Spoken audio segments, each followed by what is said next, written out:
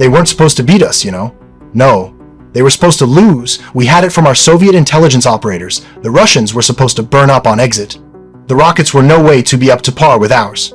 So we just sat there waiting for them to abort a spectacle. We would be launching our superior rocket in 6 months' time. The space race was ours. Cool as cucumbers, we were sitting there thinking we knew it all.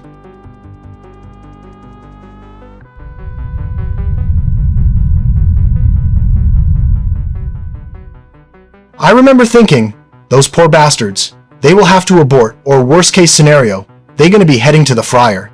Well, still, I was getting paid, so I may as well go along with it. What a successful detachment?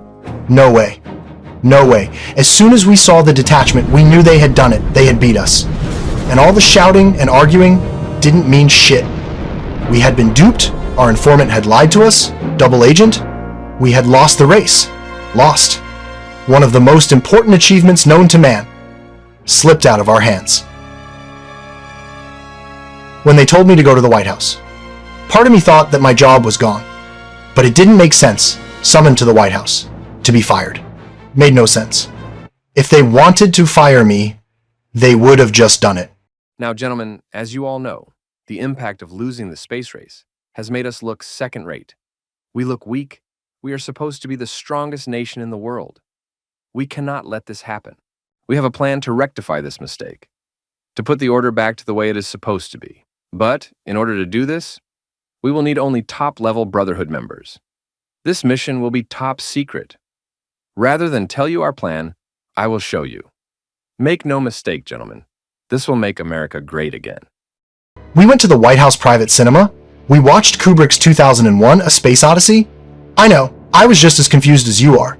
Don't get me wrong, it was amazing. Maybe the best film I had ever seen. But I couldn't understand the relevance. Called all this way to watch a movie.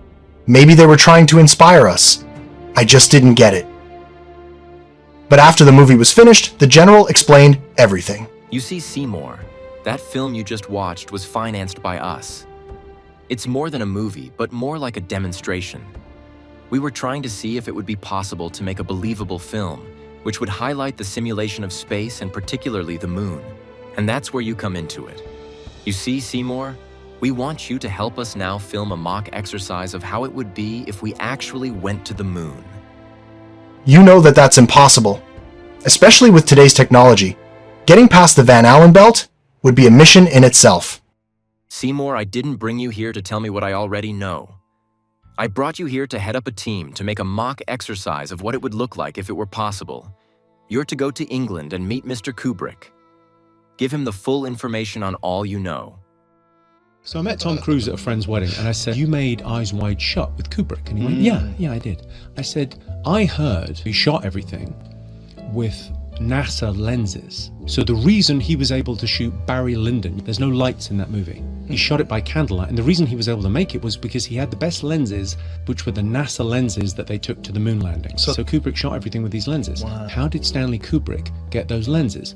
Obviously, it's the middle of the Cold War, right? And the moon landing was a flex by the Americans. It was a big deal, right? So they rehearsed the shit out of that.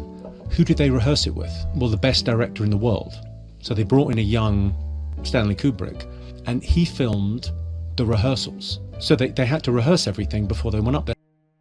Watch part 2 now. Just Google Patreon/The True Agenda.